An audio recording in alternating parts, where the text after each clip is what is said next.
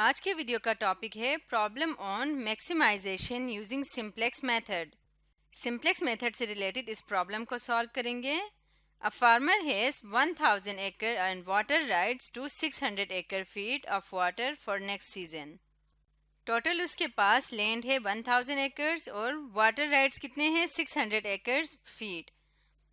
Crop ए yields 120 बुशल्स पर एकड़। ए type की जो क्रॉप है वो 120 बुशल्स पर एकड़ देती है। बुशल्स होते हैं किसी भी चीज़ को मेजर करने का एक बकेट सी होती है, उसको बुशल कहते हैं, जो तकरीबन 8 गैलन्स के बराबर होता है। And requires 6 inches of water पर एकड़, तो उसको कितना चाहिए 6 इंचेस ऑफ वाटर पर एकड़ चाहिए। इसी तरह क्रॉप बी यील्ड्स 80 बुशल्स पर एकड़ and requires 5 inches of water per acre, and crop C yields 50 bushels per acre and requires 4 inches of water per acre. The farmer expects crop A to yield a profit of $1 per bushel, crop B a profit of $1.20 per bushel, crop C profit of $2 per bushel. The farmer wants to her land to grow crops which produce maximum profit. तो वो farmer चाहती है कि उसका जो land है वो इस तरह से हो कि वो मैक्सिमम इसको प्रॉफिट दें। प्रॉफिट से हमें पता चला कि ये मैक्सिमाइजेशन का प्रॉब्लम है, यहाँ पे भी मैक्सिमम ही कहा हुआ है, तो ये हमारे सामने एक मैक्सिमाइजेशन का प्रॉब्लम है।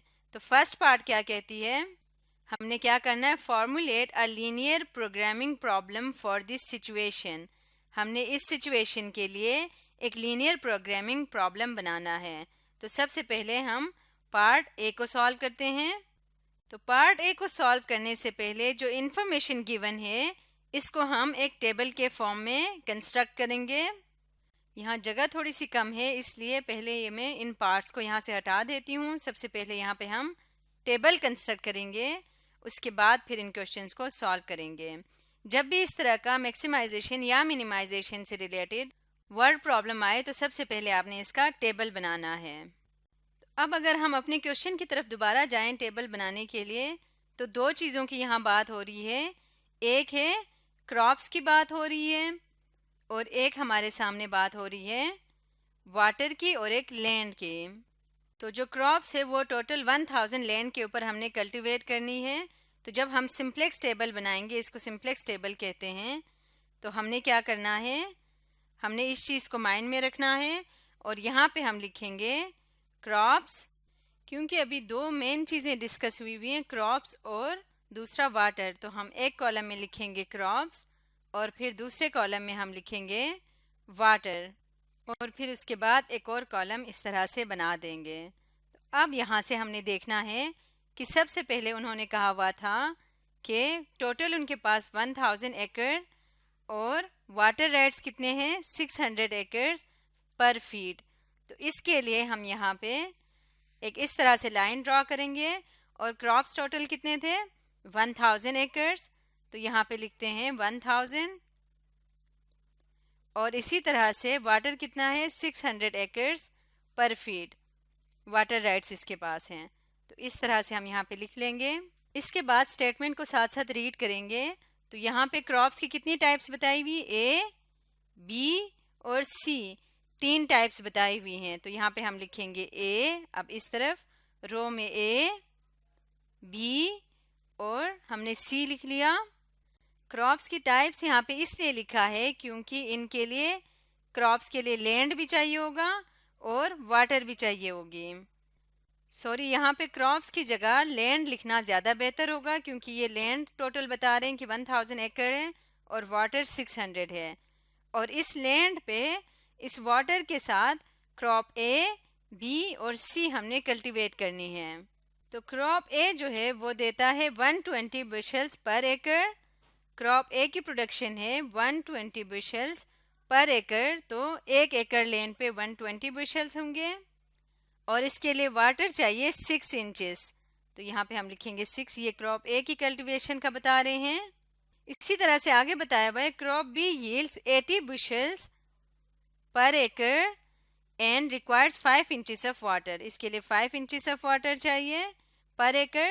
एंड क्रॉप सी यील्ड्स 50 बुशल्स पर एकड़ क्रॉप सी के लिए 50 bushels पर एकड़ and requires 4 inches of water. तो इसके लिए 4 inches ऑफ वाटर पर एकड़ चाहिए।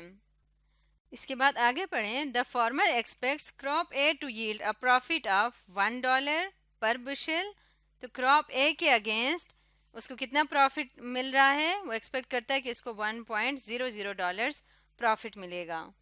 इसी तरह क्रॉप बी पे वो एक्सपेक्ट करता है कि $1.20 उसको प्रॉफिट मिले और क्रॉप सी पे $2.00 उसको प्रॉफिट मिले। तो ये कॉलम हमने रखा था प्रॉफिट के लिए।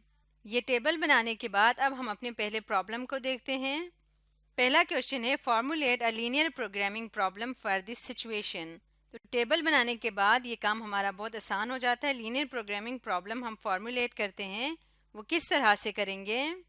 हम अपने क्रॉप ए को फॉर एग्जांपल वेरिएबल नाम देते हैं x, क्रॉप बी को y और क्रॉप सी को z नाम दे देंगे। तो अब हम इस तरह से जिनके नीचे टोटल वैल्यूज दिए हुए हों उनको हमने कंस्ट्रेंट्स बनाना है। अब यहाँ देखें p कॉलम के नीचे कोई भी टोटल वैल्यू नहीं है, तो ये हमारा ऑब्जेक्टिव फंक्शन होगा और बाकी जिनके नीचे वैल्यूज दिए हुए हों वो हमारे कंस्ट्रेंट्स होंगे। तो सबसे पहले हम लिखेंगे मैक्सिमाइज। किसको मैक्सिमाइज करना है? प्रॉफिट फंक्शन p को, जो कि किसकी इक्वल है? p इज इक्वल टू, यहाँ पे ये क्या है 1 इंटू, इसके साथ मल्टीप्लाई करेंगे इसको और इनको जमा करते जाएंगे। 1 इंटू एक्स आ जाएगा x प्लस 1.20 इंटू वाई आ जाएगा 1.2y और प्लस 2z। ये हमारा प्रॉफिट फंक्शन है जिसको हमने मैक्सिमाइज करना है। प्रॉफिट फंक्शन किस तरह कंस्ट्रक्ट होगा? ये जो वेरिएबल्स हैं इनको आपने इन एंट्रीज के साथ मल्टीप्लाई करना है और इन सबको फिर आपस में जमा कर देना है, जिसके नीचे कोई भी वैल्यू नहीं दिया हो उस कॉलम के एंट्रीज को। तो ये हमारा ऑब्जेक्टिव फंक्शन है। Subject to the constraints. अब हम कंस्ट्रेंट्स लिखेंगे। सबसे पहले तो ये है कि सारे वेरिएबल्स को नॉन ज़ीरो होना चाहिए, क्योंकि स्टैंडर्ड मैक्सिमाइजेशन प्रॉब्लम में जितने भी वेरिएबल्स होते हैं, सॉरी नॉन ज़ीरो नहीं, ग्रेटर देन ज़ीरो होते हैं। और इसके बाद अब हम इसके कंस्ट्रेंट्स कंस्ट्रक्ट करेंगे यहाँ से देखते हुए। वो कॉलम्स इसके कंस्ट्रेंट्स बनेंगे जिनके नीचे वैल्यूज गिवन हों, टोटल वैल्यूज जो गिवन हों। तो ये होगा कंस्ट्रेंट्स किस तरह से कंस्ट्रक्ट होंगे। ये कॉलम इन वेरिएबल से मल्टीप्लाई होगा और सारे एंट्रीज आपस में प्लस होंगे। तो हम इसको लिखेंगे 120x plus 80y plus 50z।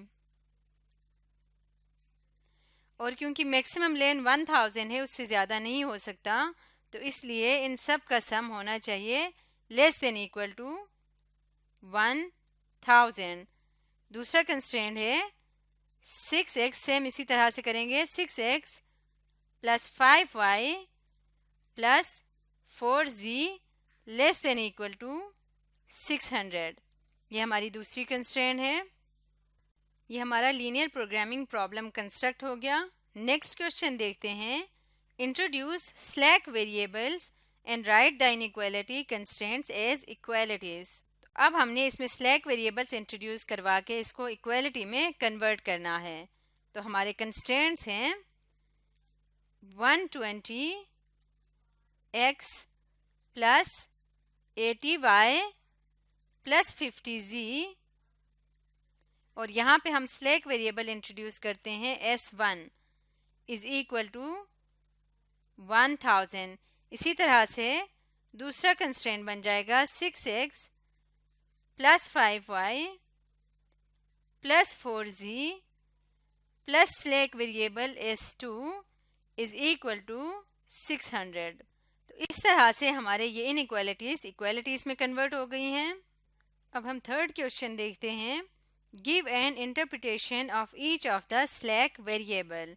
तो इसका मतलब ये है कि हमने इस इनइक्वालिटी को इक्वालिटी में कन्वर्ट करने के लिए जो स्लैक वेरिएबल्स इंट्रोड्यूस किए हैं वो क्या शो करता है, उसको किस तरह से हम इंटरप्रेट कर सकते हैं। तो अगर हम अपने पहले इनइक्वालिटी को देखें तो ये हमें बताता है कि क्रॉप ए, क्रॉप बी और क्रॉप सी तीनों मिलके कितना लैंड एक्वायर करता है, यानी कितने लैंड पे ये क्रॉप्स कल्टीवेट होते हैं।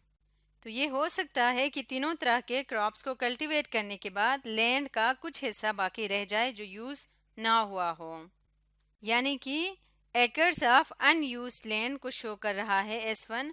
अब ये हो सकता है कि S1 की वैल्यू 0 हो, यानी सारा का सारा लैंड यूज हो जाए, और ये भी हो सकता है कि S1 की वैल्यू नॉन ज़ीरो हो, यानी इनको कल्टीवेट करने के बाद कुछ लैंड बच जाए, ये भी हो सकता है। इसी तरह अगर सेकेंड इनइक्वालिटी को देखें तो ये हमें बता रहा है कि वाटर कितना यूज़ हुआ है। टोटल 600 एकड़ पर फीट जो है 600 फीट पर एकड़ वाटर की कैपेसिटी मौजूद थी, जिसमें हर फसल के लिए ये जितने वाटर रिक्वायर्ड थे वो हमने यहाँ पे लिख लिया। तो ये भी हो सकता है कि सारा का सारा जो इसके पास वाटर मौजूद था वो यूज़ ना हुआ हो। तो इसका मतलब स्लैक वेरिएबल S2 शो करता है इंचेस ऑफ अनयूज्ड वाटर। अब S2 की वैल्यू भी 0 भी हो सकती है और नॉन ज़ीरो भी हो सकती है। तो इस तरह से हम स्लैक वेरिएबल की इंटरप्रिटेशन कर सकते हैं। आज हमने वर्ड प्रॉब्लम सॉल्व किए सिंप्लेक्स मेथड के ज़रिए मैक्सिमाइजेशन से रिलेटेड।